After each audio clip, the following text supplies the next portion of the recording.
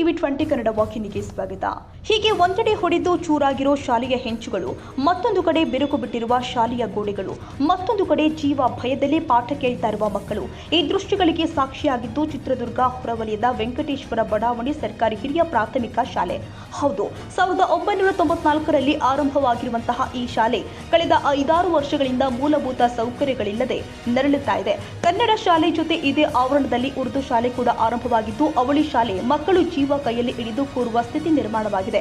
ಇದೇ ಶಾಲೆಯಲ್ಲಿ 1ರಿಂದ 7ನೇ ತರಗತಿವರೆಗೂ ಒಟ್ಟು 93 ಮಕ್ಕಳು ಓದ್ತಾ ಇದ್ದು, ಇವರಿಗೆ 4 ಕೊಠಡಿ ಮಾತ್ರ ಲಭ್ಯವಿದೆ. ಅದರಲ್ಲಿ 2 ಕ್ಲಾಸ್ ರೂಮ್ಗಳು ಶಿಥಿಲಾವಸ್ಥೆಗೆ ತಲುಪಿದ್ದು ಬೀಳುವ ಹಂತಕ್ಕೆ ಬಂದು ನಿಂತಿದೆ. ಮೇಲ್ಛಾವಣಿಯ ಹೆಂಚುಗಳು ಕೂಡ ಹೊಡೆದು ಚೂರಾಗಿದ್ದು, ಗೋಡೆಗಳು ಕೂಡ ಬಾಯಿ ತೆರೆದು ನಿಂತಿದೆ. ಅಷ್ಟೇ ಅಲ್ಲದೆ ಮೇಲ್ಭಾಗದ ಕಟ್ಟಿಗೆ ತೀರುಗಳು ಕೂಡ ಮುರಿದು ಹೋಗಿದ್ದು, ಪ್ರತಿನಿತ್ಯವೂ ಮಕ್ಕಳು ಜೀವ ಭಯದಲ್ಲಿ ಪಾಠ ಕೇಳುವ ಸ್ಥಿತಿ ನಿರ್ಮಾಣವಾಗಿದೆ. ಇನ್ನು ಅಷ್ಟೇ ಅಲ್ಲದೆ ಮಳೆಗಾಲದಲ್ಲಿ ಶಾಲಾ ಮಕ್ಕಳು ನಿತ್ಯವೂ ಕೂಡ ನರಕ ಯಾತನೆ ಅನುಭವಿಸುವ ಸ್ಥಿತಿಗೆ ಬಂದು ಶಾಲೆ ತಲುಪಿದೆ. ಬಹುತೇಕ ಮೇಲ್ಭಾಗ ಹೆಂಚುಗಳು ಹೊಡೆದು ಚೂರಾಗಿದ್ದು, ಮಳೆ ಬಂದರೆ ಸಂಪೂರ್ಣ ಕ್ಲಾಸ್ ರೂಮ್ಗಳು ಸೂರುತ್ತಿವೆ. ಇದರಿಂದ ಪಾಠ ಕೇಳುವ ಮಕ್ಕಳ ಸ್ಥಿತಿಯಂತೂ ಹೇಳುತ್ತಿರದಾಗಿದೆ. ಅಲ್ಲದೆ 93 ಮಂದಿ ಮಕ್ಕಳಿದ್ರೂ ಕೂಡ ಶೌಚಾಲಯಗಳು ಮಾತ್ರ ಇಲ್ಲವಾಗಿದೆ. ಪಾಳು ಬಿದ್ದ 2 ಶೌಚಾಲಯಗಳಿದ್ದು ಅದಕ್ಕೂ ಕೂಡ ಬೀಗ ಜಡಿಯಲಾಗಿದೆ. ಇದರಿಂದ ಶಾಲಾ ಮಕ್ಕಳು ಬಯಲು ಶೌಚಾಲಯಕ್ಕೆ ತೆರಳುವ ಸ್ಥಿತಿ ನಿರ್ಮಾಣವಾಗಿದೆ. ಇಷ್ಟೆಲ್ಲ ಸಮಸ್ಯೆಗಳ ನಡುವೆ 1ನೇ ತರಗತಿಗೆ ದಾಖಲಾಗುವವರ ಸಂಖ್ಯೆ ಕೂಡ ಇಳಿಮುಖವಾಗಿದೆ. ಒಟ್ಟಾರೆ ಬಡವರ್ಗದ ಜನರ ಮಕ್ಕಳ ಭವಿಷ್ಯಕ್ಕೆ ಬುನಾದಿಯಾಗಬೇಕಾಗಿದ್ದ ಶಾಲೆ ಮೂಲಭೂತ ಸೌಕರ್ಯಗಳು ಇಲ್ಲದೆ ಶಿಥಿಲಾವಸ್ಥೆಗೆ ತಲುಪಿ ನರಳುತ್ತಾ ಇದೆ. ನಮ್ಮ ಸರ್ಕಾರಿ ಹಿರಿಯ ಪ್ರಾಥಮಿಕ ಶಾಲೆ ವೆಂಕಟೇಶ್ವರ ಬಡಾವಣೆ ಶಾಲೆಯ ಮುಖ್ಯ ಶಿಕ್ಷಕಿ ನಾನು. ನಮ್ಮ ಶಾಲೆಯಲ್ಲಿ 4 ಕೊಠಡಿಗಳಿದ್ದಾವೆ. ಕೆಲವೊಂದು ದುರಸ್ತಿ ಸ್ಥಿತಿಯಲ್ಲಿದ್ದಾವೆ. ಮೊನ್ನೆ MLA ಗ್ರ್ಯಾಂಟಿಂದ ಒಂದು ಮೇಲ್ಗಡೆ 2 ರೂಮ್ ದುರಸ್ತಿ ಮಾಡಿದ್ರು, ಪೇಂಟ್ ಎಲ್ಲ ಮಾಡಿಕೊಟ್ಟಿದ್ದಾರೆ. ಆಮೇಲೆ ಒಂದು ಅಂಚಿನ ಬಿಲ್ಡಿಂಗು ಮೊನ್ನೆ ಎಲೆಕ್ಷನ್ ಟೈಮಲ್ಲಿ ರಿಪೇರಿ ಮಾಡಿದರು.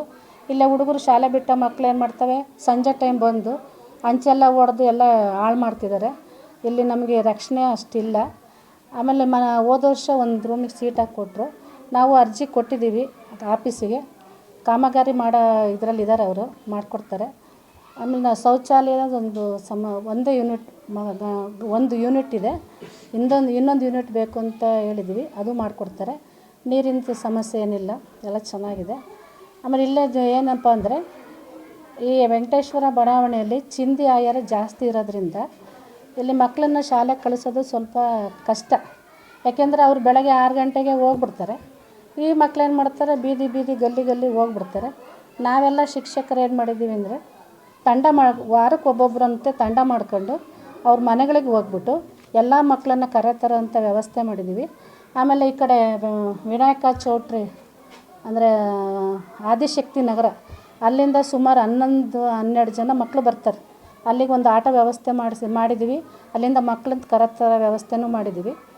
ಮತ್ತು ನಮಗೆ 1ರಿಂದ 7ನೇ ತರಗತಿ ಇದೆ, 63 ಮಕ್ಕಳಿದ್ದಾವೆ. ಅಡ್ಮಿಷನ್ ಎಲ್ಲ ನಾನು ಬಂದು ಈಗ 4 ವರ್ಷ ಆಯಿತು. ಅಡ್ಮಿಷನ್ ಎಲ್ಲ ಚೆನ್ನಾಗಿ ಆಗ್ತಾಯಿದೆ. ಮಕ್ಕಳು ಇನ್ನೂ ಸ್ವಲ್ಪ ಅಂದರೆ ಏನಂದರೆ ಓದೋದ್ರ ಕಡೆ ಅಷ್ಟು ಇಂಟ್ರೆಸ್ಟ್ ಇಲ್ಲ ಮಕ್ಕಳಿಗೆ. ನಾವೇನೇ ಕೊಟ್ಟರು ಕೂಡ ಇಲ್ಲಿ ಶಾಲೆಯಲ್ಲಿ ಏನು ಕಲಿಸಿರ್ತೀವೋ ಅಷ್ಟೇ, ಮನೆಗೆ ಹೋದ್ಮೇಲೆ ಅವ್ರು ಏನು ಓದಲ್ಲ, ಏನು ಮಾಡಲ್ಲ. ಈಗ ಸಂಜೆ ಪೂರಕ ಅದು ಪೌಷ್ಟಿಕ ಆಹಾರ ಕೊಡೋದ್ರಿಂದ, ಧಾನ್ಯಗಳು ಕೊಡ್ತಿರೋದ್ರಿಂದ ಇಲ್ಲಿ ಹೆಚ್ಚಿನ ಸಂಖ್ಯೆಯಲ್ಲಿ ಬರ್ತಾಯಿದ್ದಾರೆ ಮಕ್ಕಳು, ಖುಷಿಯಾಗಿ ಬರ್ತಾಯಿದ್ದಾರೆ. ಇವೆಲ್ಲ ಕಲಿಕೆ ಎಲ್ಲ ಚೆನ್ನಾಗಿದೆ, ಇನ್ನೂ ಉತ್ತಮವಾಗಿ ಪಡಿಸ್ಕೊಂಡು ಹೋಗ್ತೀವಿ. 1ನೇ ಕ್ಲಾಸಿಗೆ 6 ಮಕ್ಕಳಾಗಿದ್ವು. ಮೊನ್ನೆ ಈಗ ರೀಸೆಂಟ್ ಆಗಸ್ಟ್ ತಿಂಗಳಲ್ಲಿ ಮತ್ತೆ 2 ಬಂತು TC. ಒಟ್ಟು 8 ಮಕ್ಕಳು ಅಡ್ಮಿಷನ್ ಆಗಿದೆ. ಲಾಸ್ಟ್ ಇಯರ್ 7 ಮಕ್ಕಳಿದ್ವು ಸರ್. ಹಂಗೆ 10 ತನಕ ಬರ್ತಾವೆ, ಅಡ್ಮಿಷನ್ ಆಗ್ತವೆ. ಅಡ್ಮಿಷನ್ಗೆ ಪ್ರಾಬ್ಲಮ್ ಆಗಿದೆ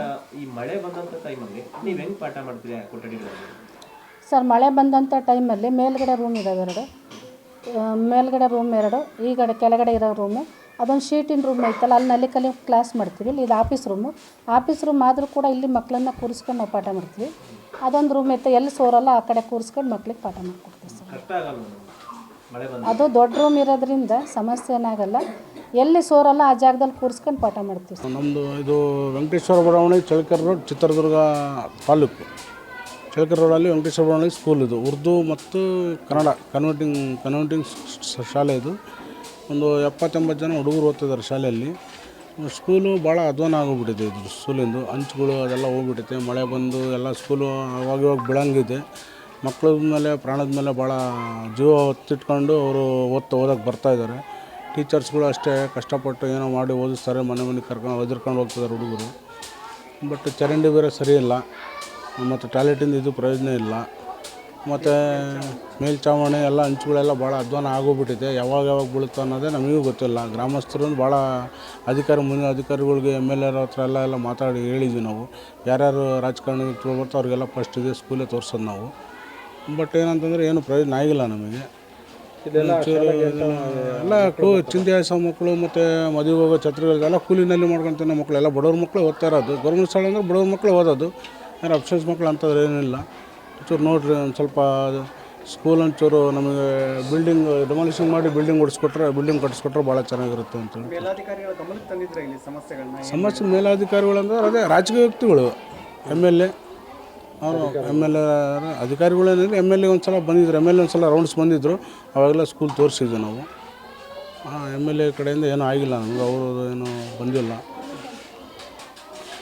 ಇದೇನು ಮೊನ್ನೆ ಒಂದು 2 ಲಕ್ಷ ರೂಪಾಯಿ ಕೊಟ್ಟು ಎಷ್ಟು ಆಗಿದೆ ಒಂಚೂರು ರಿಪೇರಿ ಮಾಡಿಸಿ ಹೋಗಿದ್ದಾರೆ. ಮೊನ್ನೆ ಅವ್ರು ಹೇಳಿದೆ, MLA ಹೇಳಿದಾಗಿಂದ ಅದೊಂದು ಸ್ಕೂಲ್ ರಿಪೇರಿ ಮಾಡಿಸಿ ಹೋಗಿದ್ದಾರೆ. ಒಂದು 2 ಲಕ್ಷ ಇಷ್ಟ ಆಗಿಬಿಟ್ಟು. ಶೌಚಾಲಯದ ಪರಿಸ್ಥಿತಿ ಶೌಚಾಲಯದ ಪರಿಸ್ಥಿತಿ ಇದೆ, ಅಲ್ಲಿ ಇದೆ. ಅದೊಂಚೂರು ಇನ್ನೊಂದು ಸ್ವಲ್ಪ ದೊಡ್ಡದಾಗಬೇಕು ಅದು ಶೌಚಾಲಯದ ಪರಿಸ್ಥಿತಿ. ಇಲ್ಲ ಮನೆಗಿಲ್ಲ, ಒಳಗೆ ಹೋಗ್ತಿದ್ದಾರೆ.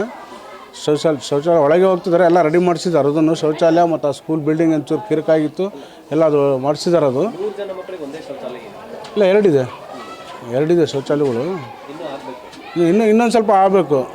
ಶಾಲೆ ಒಂಚೂರು ಗುಣಮಟ್ಟ ಇದ್ದರೆ ಹುಡುಗರು ಮತ್ತು ಪ್ರೈವೇಟ್ ಶಾಲೆ ಬಿಟ್ಟು ಸರ್ಕಾರಿ ಶಾಲೆಗಳಿಗೆ ಬರೋದು ಯೋಚನೆ ಮಾಡ್ತಾರೆ. ಇಲ್ಲಾಂದರೆ ಇಲ್ಲೇ ಗಲೀಜು, ನಾವು ಮನೆಗೂ ಗಲೀಜು, ಅವರು ಫಸ್ಟೇ ಗಲೀಜಿರ್ತಾರೆ, ಕೂಲಿ ಮಾಡೋಕೆ.